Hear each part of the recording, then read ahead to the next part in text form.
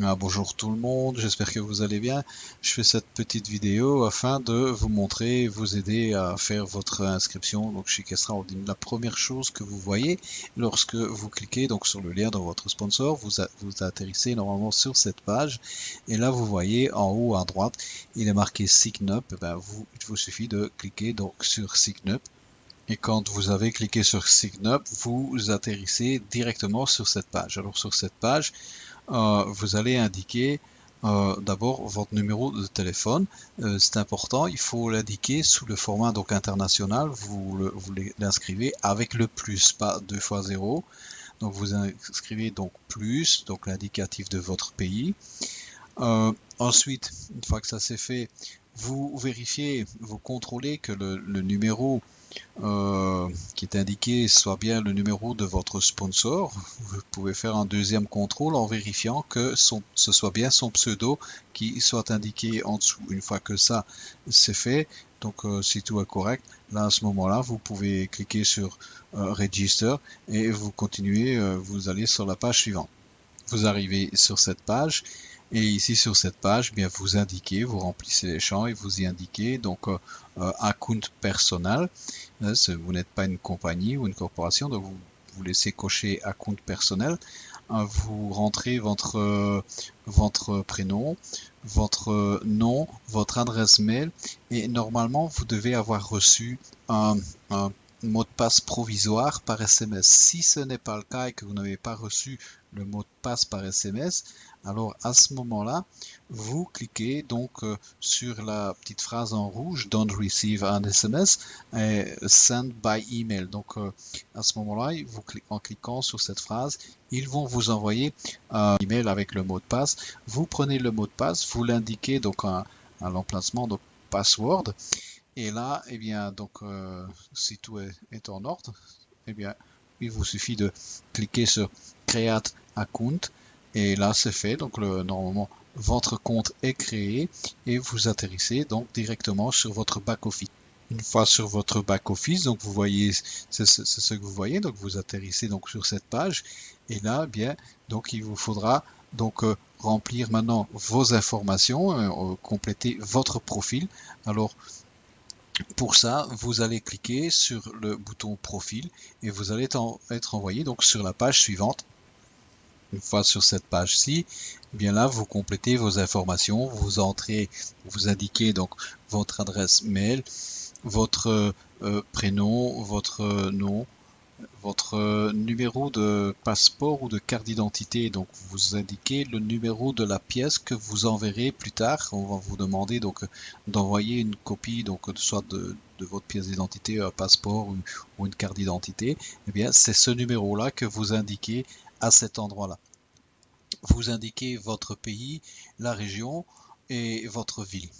Et puis vous entrez votre adresse, votre code postal, vous indiquez également un pseudo.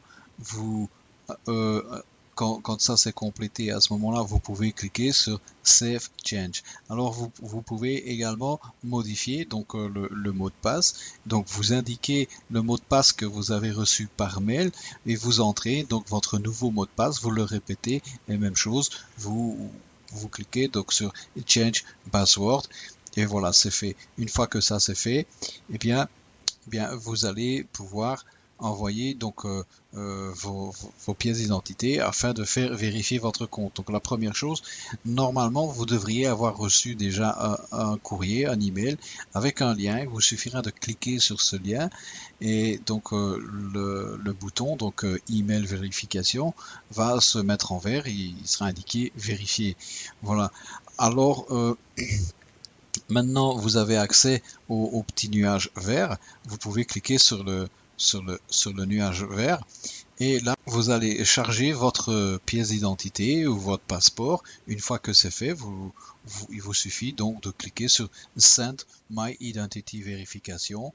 Et voilà, c'est terminé. Maintenant, à partir de maintenant, vous pouvez retourner donc sur le dashboard. Et là, maintenant, vous pouvez procéder à ajouter des fonds. Tant que vous n'avez pas fait ceci, que vous n'avez pas rentré vos informations, vous ne pourrez pas ajouter des fonds sur votre compte.